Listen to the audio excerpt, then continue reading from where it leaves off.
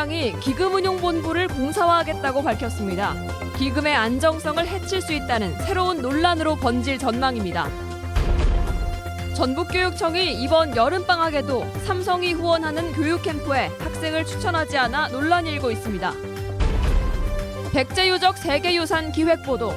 오늘은 1400년 전 일본에 전해진 백제문화가 오늘에까지 전해져 오는 현장, 일본 현지 취재를 통해 살펴봅니다. 여러분 안녕하십니까? 전북권 소식입니다. 첫 소식입니다. 기금운용본부 본사 소재지 논란을 벌인 새누리당의 속셈은 결국 따로 있었습니다.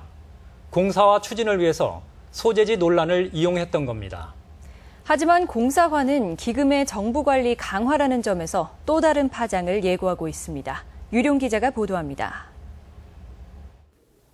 정운천 새누리당 전주 완산을 위원장은 자신이 국민연금공단 기금운용본부 소재지 논란에 종지부를 찍었다고 말문을 열었습니다. 새누리당 김정은 정책위 의장을 만나 여야 합의된 대로 전주로 온다는 것을 재확인했다는 것입니다. 국민연금 법에 명시하여 여야 합의로 통과된 법으로 당연히 법대로 간다. 김정은 정책위 의장은 기금본부를 서울에 두자는 정의수 법안에 두 번째로 이름을 올린 의원으로 본인의 법안을 뒤집은 것입니다. 정 위원장은 이로써 논란은 종식됐다며 새누리당이 추진하는 공사화에 힘을 합쳐 장관급 기관으로 키우자고 말했습니다. 기금본부를 공사로 만들겠다는 게 새누리당의 당론임이 확인된 셈인데 이에 대해 야당은 국민연금을 정부의 쌈짓돈으로 주무르겠다는 뜻이라며 반대 입장을 분명히 했습니다. 지금 정부 여당이 얘기하고 있는 공사화는 이거를 오히려 국민들의 영향력 하에서 떼어내서 권력이나 자본의 영향력에 주겠다고 하기 때문에 우리가 반대하는 겁니다. 전라북도 역시 새누리당이 공연한 분란을 일으킨 데 대해 도민들에게 사과하는 것이 우선이라고 지적했습니다. 소모적인 논의는 불편하다고 보고 있습니다. 오도록 되어 있는 기금운용본부가 완전하게 전라북도에 이전할 수 있도록 새누리당이 촉발한 기금운용본부 소재지 논란이 결국은 국민의 노후를 보장할 연금을 누가 어떻게 관리하느냐라는 근본적인 질문으로 확대되고 있습니다. MBC 뉴스 유룡입니다. 삼성그룹이 방학 때마다 농어촌 학생들을 초청해 무료 교육 캠프를 열고 있습니다. 도교육청은 순수한 교육 목적이 아니라며 반대하는데 교육 기회를 빼앗는 거라는 다른 의견도 있습니다. 보도에 강동엽 기자입니다. 삼성그룹은 지난 2012년부터 농어촌 지역 중학생들을 대상으로 방학 때마다 교육 캠프를 열고 있습니다. 3주간 합숙을 하며 대학생들에게 영어, 수학을 중심으로 가르침을 받는 형식입니다. 참가자는 대부분 시도교육청의 추천을 받아 선정되는데 전북교육청은 지난 겨울방학과 이번 여름방학에 학생들을 추천하지 않았습니다. 첫 해부터 3년간 700명가량을 추천했지만 지난해부터 입장을 바꾼 겁니다. 기업 이미지 포장 등 기업을 위한 측면이 강하고 선행학습을 금지한 교육 철학과도 맞지 않는다는 게 이유입니다. 아이들이 기업에 대한 어떤 맹목적인 신뢰, 이것들은 경계해야 될 필요성이 있다고 생각했고요. 추구하는 교육의 방향성하고 저희 교육청의 철학하고 맞지 않는 부분이 있어서 이에 대해 일각에서는 농어촌 학생들의 교육 기회를 도교육청이 빼앗은 것에 다름이 아니라는 비판도 나옵니다.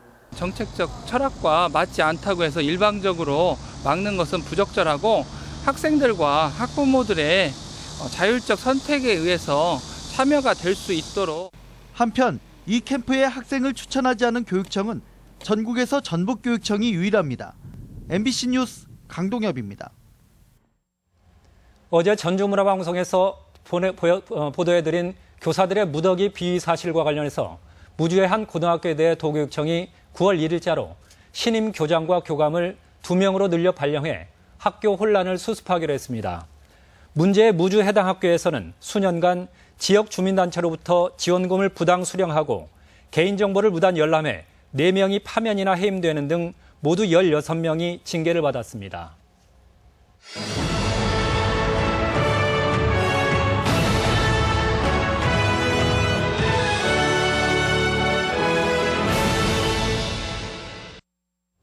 백제문화의 세계유산 등재 기획보도 순서입니다. 최근 세계 속의 우리 문화인 한류가 주목받고 있습니다. 사실 최초의 한류는 바로 백제 문화였는데요. 그 결과 일본의 축제나 지명에 백제라는 명칭은 지금도 남아 있습니다. 이경희 기자가 보도합니다. 일본 제2의 도시 오사카에서는 해마다 11월 초에 한바탕 축제가 벌어집니다. 요란한 풍물 소리와 사람들의 함성. 우리말 잘 왔소에서 따온 왔소 축제로 백제의 왕인 박사 등 한반도에서 온 사신들을 영접했던 데서 유래했습니다. 제1교포 중심의 축제는 현재 일본인들이 주축이 돼 1400년을 이어온 한반도와 외의 교류를 축제로 기억하고 있습니다. 백제나 신라의 사신들이 묵었던 곳은 사천왕사. 쇼토쿠 태자가 서기 604년에 백제 건축가들을 초청해 지었고 완공된 이후에는 보수와 관리까지 백제인에게 맡겼다는 기록이 일본 서기에 전하고 있습니다. 私の知り合いの人も四天王寺ワッソに参加しててものすごい盛り上がってたからぜひ私も毎回見に行ってね盛り上がってほしいなと思ったんだけれども 오사카 시내에는 백제라는 명칭을 가진 시설들이 한둘이 아닙니다.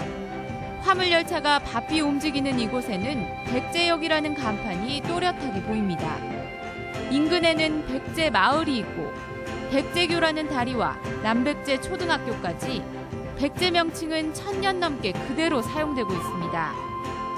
수없이 많은 백제인들이 터를 잡고 섬나라 일본에 영향을 주었던 백제인들의 거점이 바로 오사카였던 겁니다. 백제 문화가 일본에 전해진 첫 관문이 바로 이 오사카였고 이 지역에 백제인들이 정착하고 1400년 전의 한류라고 불리울 만큼 문화 선진국이었던 백제가 끼친 영향이 오늘날 일본에서 속속 밝혀지는 상황.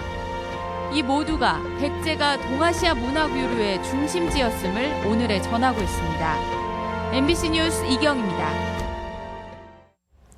토마토 같은 과채류는 덜 익거나 너무 익으면 상품성이 떨어집니다.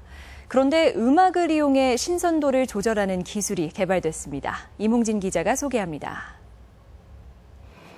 토마토 농사를 10년 가까이 짓고 있는 황병준 씨. 수확한 토마토를 잠시 보관했다가 공판장에 출하할 때 15% 정도는 버리다시피 합니다. 토마토가 너무 숙성돼 과육이 물러버리기 때문입니다. 여름 같은 경우는 과가 빨리 물르고 빨리 상하는 거죠. 상품 비율이 굉장히 저하된다고 봐야죠.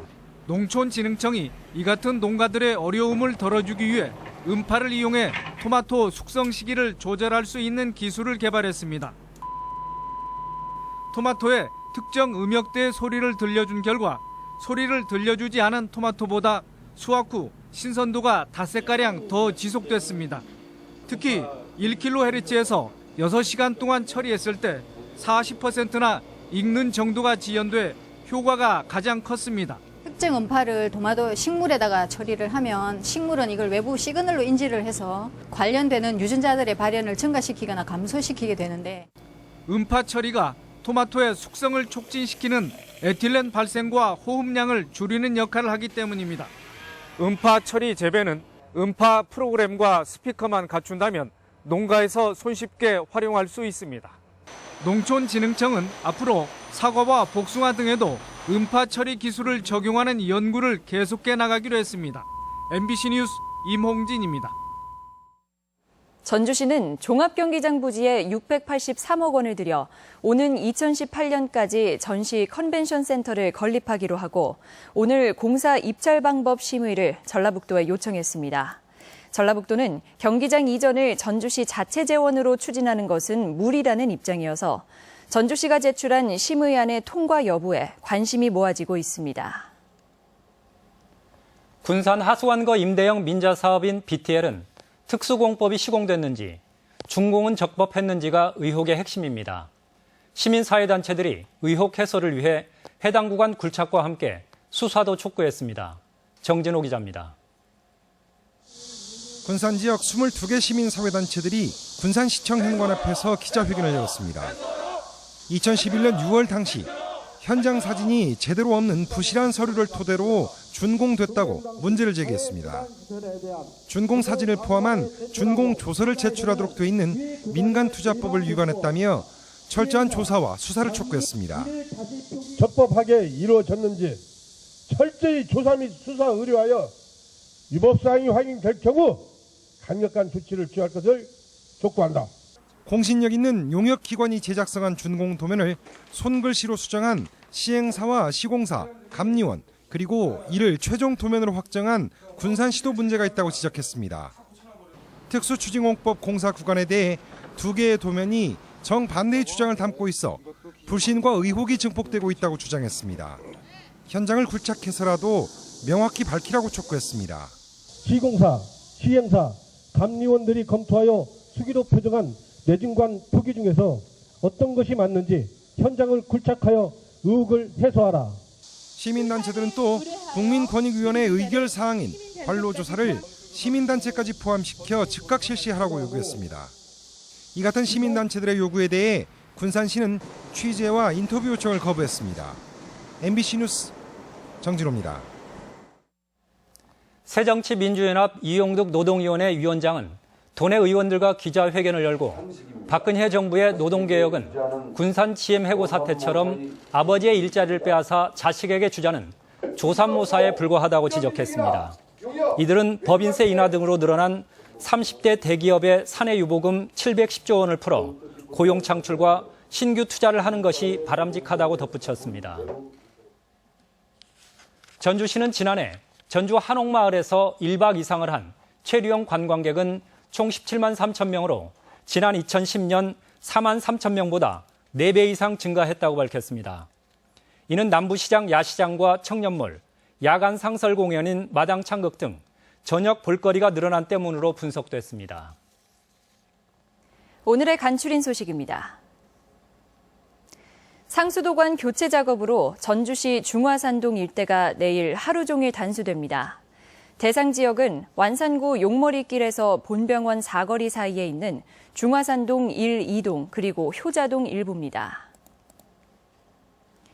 군산 페이퍼코리아가 오는 26일 비흥도동 국가산업단지 안의 이전 대상지에서 텃닦기를 시작으로 공장 이전을 본격화합니다. 현재 부지에는 2020년까지 주거단지와 상업시설을 갖춘 복합도시가 조성됩니다. 이상선 전국공무원 노조위원장 등 한국노총 조합원 160명이 새정치민주연합 전북도당에 입당 원서를 제출했습니다. 이들은 박근혜 정부의 노동개혁에 반대한다며 정권교체에 힘을 보태겠다고 밝혔습니다. 전북작가회의가 총장 직선제 폐지 방침에 항의하며 투신 자살한 고현철 부산대 교수의 뜻에 동참하겠다고 밝혔습니다.